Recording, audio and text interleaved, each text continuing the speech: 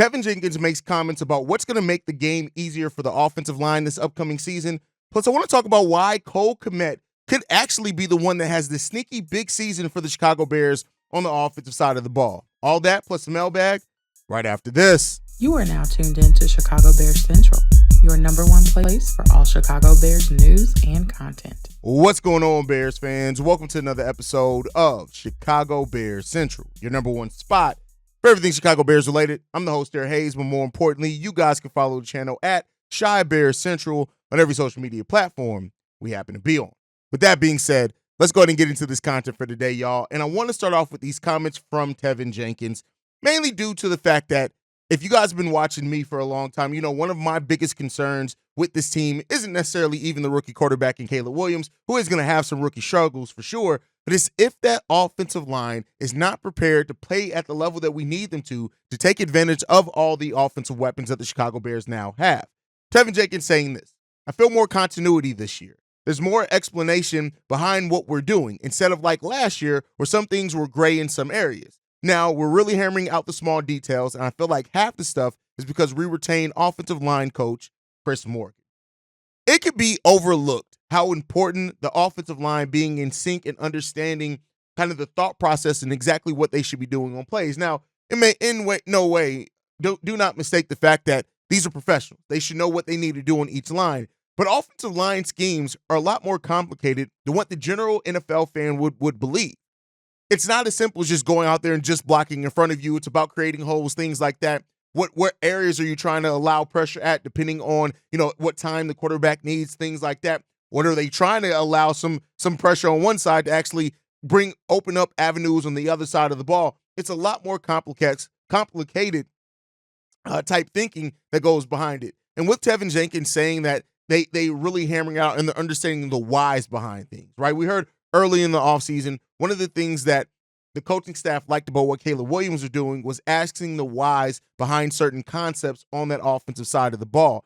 The offensive line needs to be doing that same thing. And so to hear that Teven Jenkins, who's been here, right, for a while now at this point, has played through different coaches, the fact that he is saying that they're hammering out some things and eliminating those gray areas.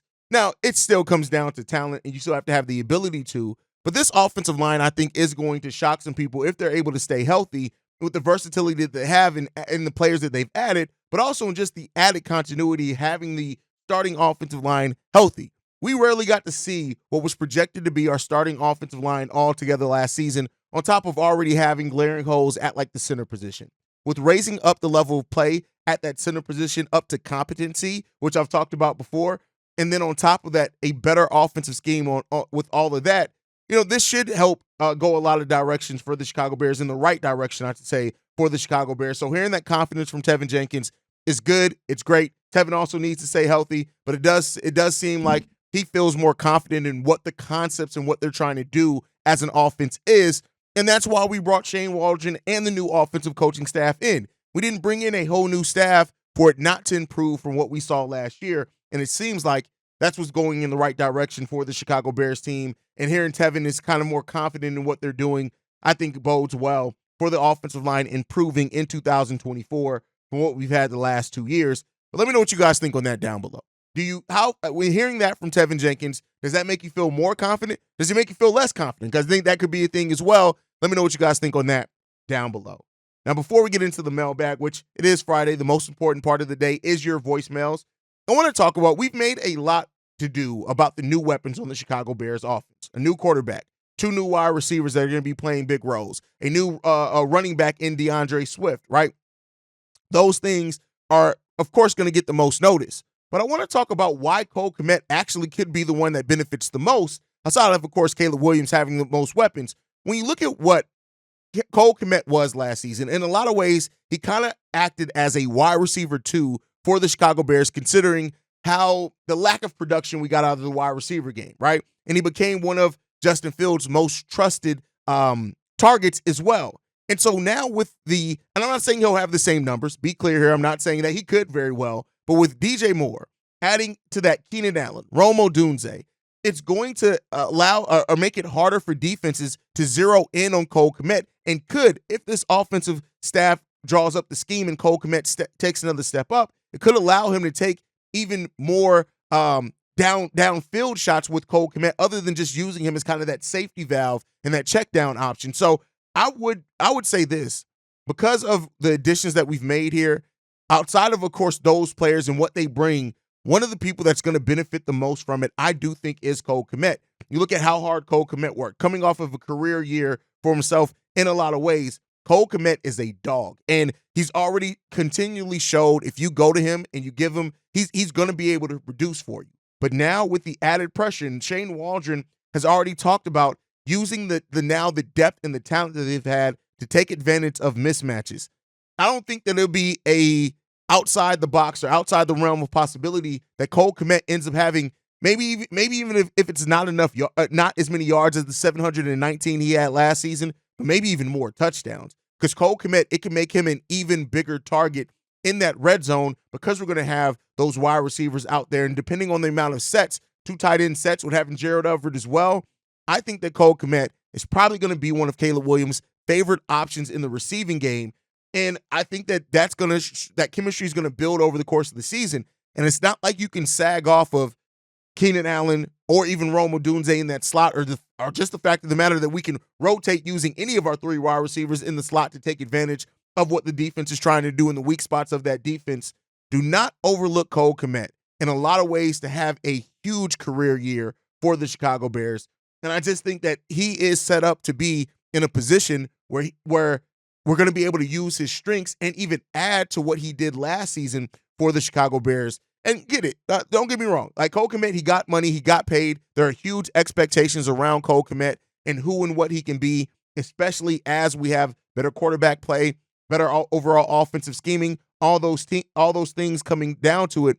But for a player that got the title of being Mr. Consistent, Cole Kmet is going to be set up to take advantage of a lot of opportunities. We're seeing more slant routes, things like that, using him down the field, using him in the mid-passing game as well.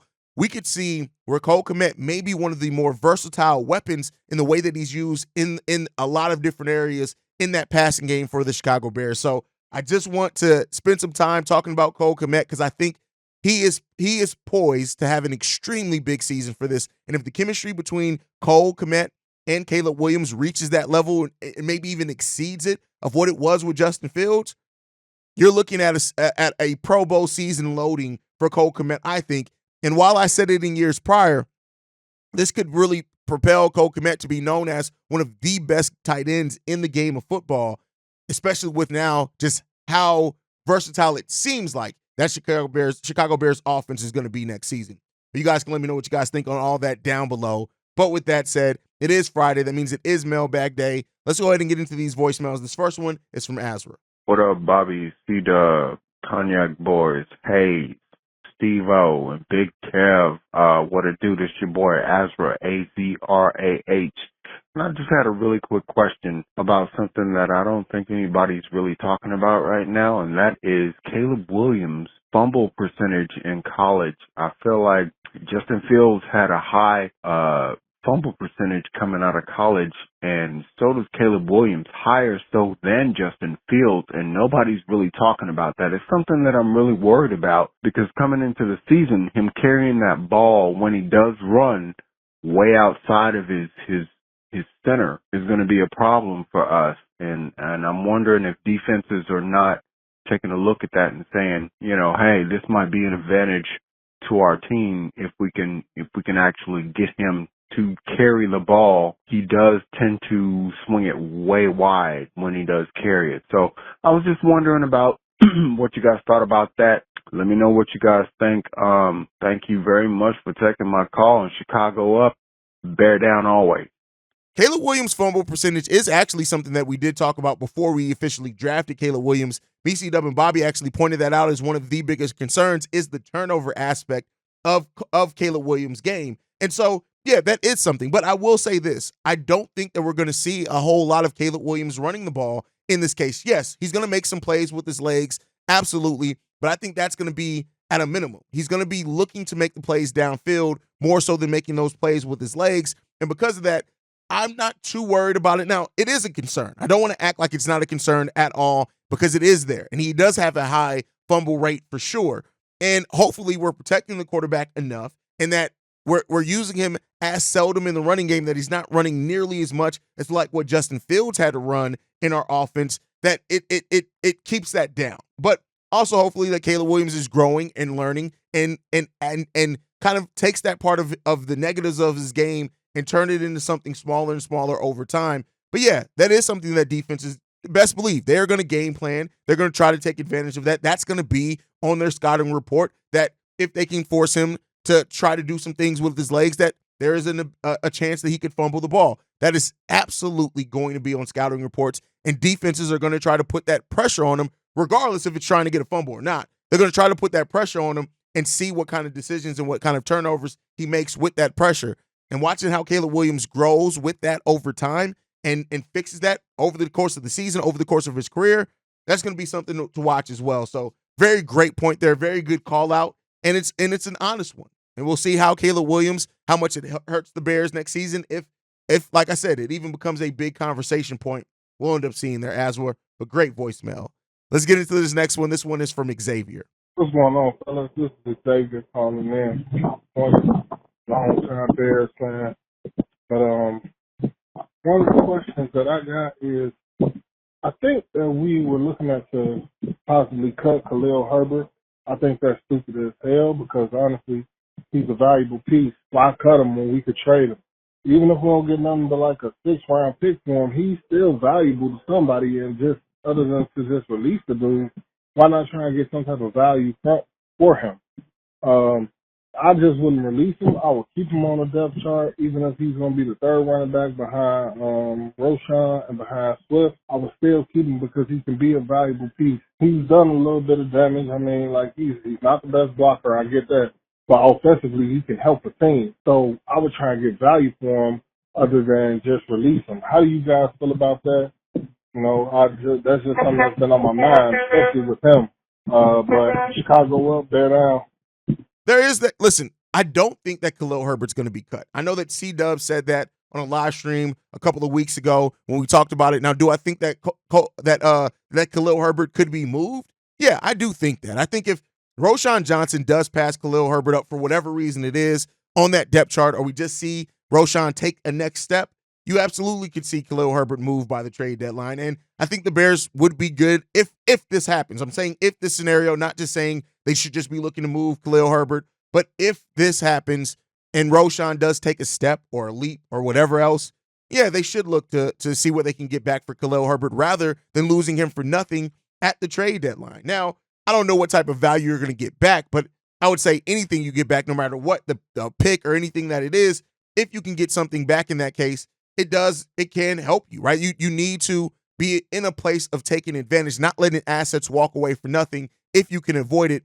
But hey, we'll see what happens with it. Maybe Khalil Herbert, DeAndre Swift, and Roschon Johnson turn into this great 3-headed monster at the running back position, and the Bears look to keep both of them. I don't know how much of a percent chance I'll put on that, but maybe that happens. I hope for the best in all this case. And Khalil Herbert isn't a bad running back, and that's why sometimes I hate having to have conversations like this because, you know, some of the more non-critical thinking fans are going to ask themselves, well, why are you talking about moving Khalil Herbert? He's not bad, but you got to be in a position to take advantage of the assets. And if you can avoid an asset walking away for nothing, you owe that to your team to try to take advantage of that. And we'll see what the future holds for Khalil Herbert in a Chicago Bears uniform.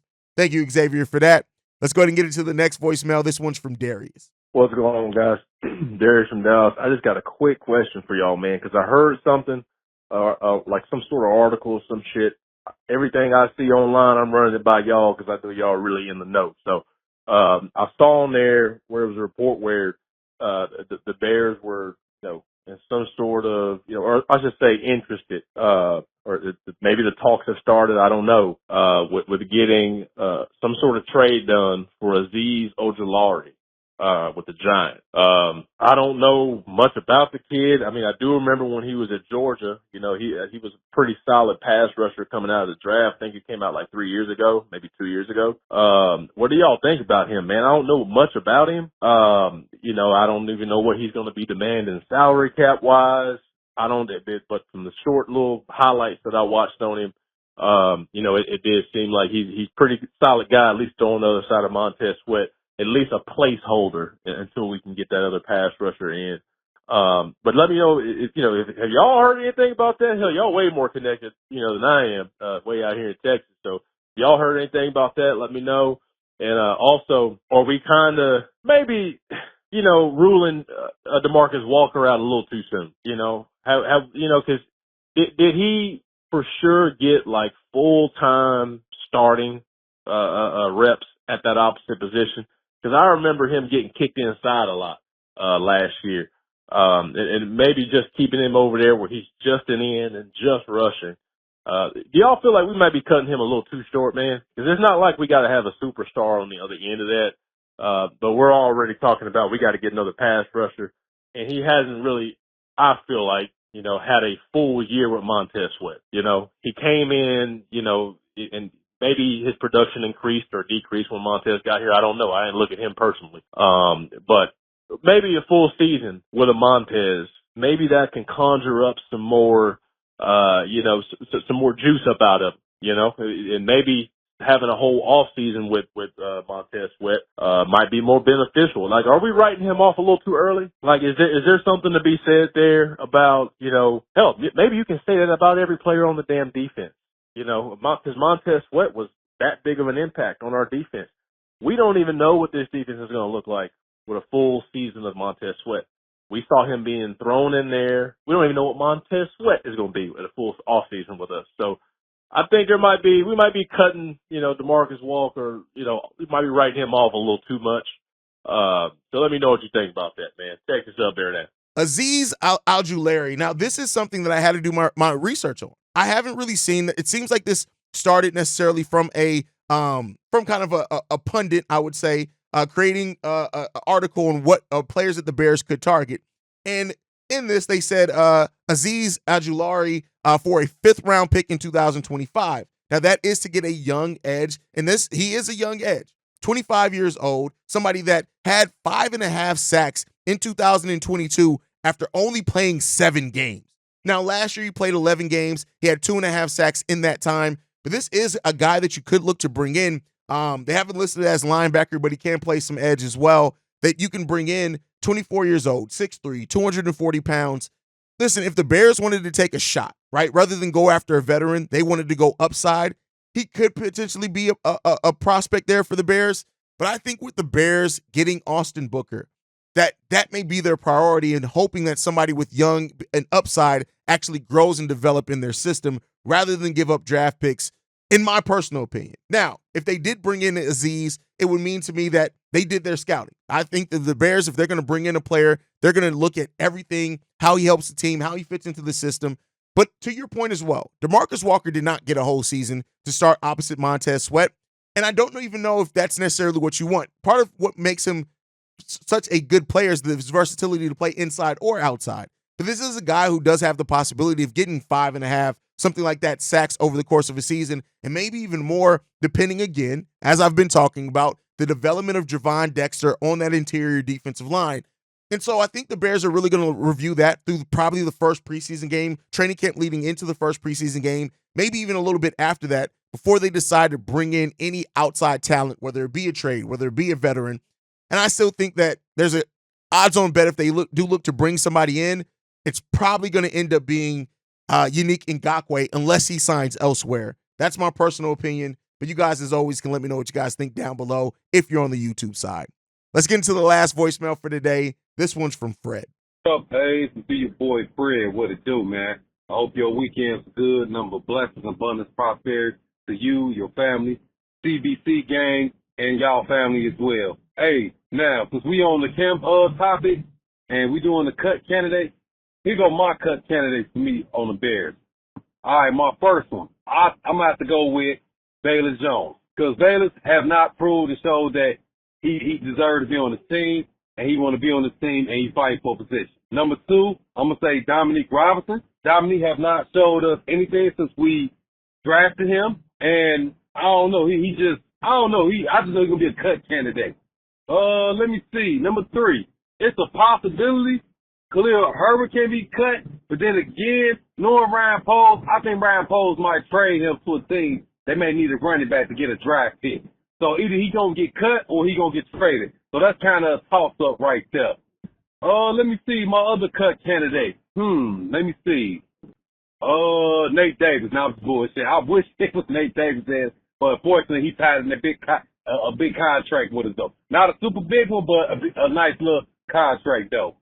I think maybe Braxton Jones, and again, he might just be a debt piece, but no. I think Larry Borum gonna be a cut. I think he gonna get cut because Larry have not, he haven't showed us that he wanted to be that top dog, that top tackle for us. So I think my cut candidate, I'm gonna go with Dominique. I'm gonna go with Larry Borum, Bailey Jones. Who else I said? Dominique Robinson, and shit, I don't know. Maybe one of them corners we got might be a cut candidate as well. So we'll see, man. I'm looking forward to see how this roster gonna look, and hopefully they get Caleb a wrong sign. But like I've been telling people, I said maybe they just gonna do it when they air Hard Knocks on HBO. I think that's how they gonna do it, so they can show it. Okay, both our 2 first-round pick rookies, got signed on Hard Knocks. So maybe they doing it for that reason though. And the good thing I can say about that I give big ups to both of them. At least they still coming to camp and practice though. So big ups to them and big ups to you guys to keep dropping that hot Chicago news for us. So keep doing what y'all doing, man. I'm gonna keep supporting. Chicago up, bear down to nothing. Your cut candidates I pretty much agree with. Velus Jones, Larry Borum, Dominique Robinson for a varying degrees of reasons. Velus Jones, you brought in an undrafted rookie, be it but a special team specialist in Ian Wheeler. And he could very well pass up Velus Jones, and if he does, Velus could be cut. Larry Borum, we've talked about how much money it would save the Chicago Bears if they did cut him, almost $3 million, which then could be used to go after a veteran at any position they decide to do at to add to what we already have cap space-wise. And then Dominique Robinson, if the Bears do not feel confident in what they have on that other defensive edge position, that they could look to cut Dominique Robinson to bring in a veteran, and that just is what it is. At that point, Walker moves to being your guy who can be flexible on the inside and outside. Austin Booker, you're waiting on him to develop and things like that. So I agree with everybody that you have on here for a varying different amount of reasons. It just depends on if they bring it. If Velus Jones comes into training camp and they feel confident in his ability to add to the special teams, because that's where he's going to have to be used at, then maybe you can use him as a gadget player in some of the run game, things like that. Larry Borum, listen, Larry Borum isn't a bad player as a depth piece, but if the Bears look at it and say, we need some more veteran help here, that money savings as well, that goes a long way. And then Dominique Robinson, already laid it out for Dominique. He's just a player that showed some promise his rookie year and has never really excelled or grew since then. So I do agree. All those are players that could be cut, and we'll see what happens with the Bears. But that's my time for today, guys. Thank you so much for tuning in. Make sure you guys are following the show at Shy Bear Central. You can send us any feedback, questions, comments, concerns, ChicagoBearCentral@gmail.com. And then lastly, if you want to leave a text message and or voicemail for the mailbag, the number to do so, 773-242-9336. We are the #1 spot for everything Chicago Bears related. That's thanks to you guys. And like I like to end every episode on, Chi-Town up, but bear down. Love you guys. Peace, y'all. This has been a presentation of the Break Media.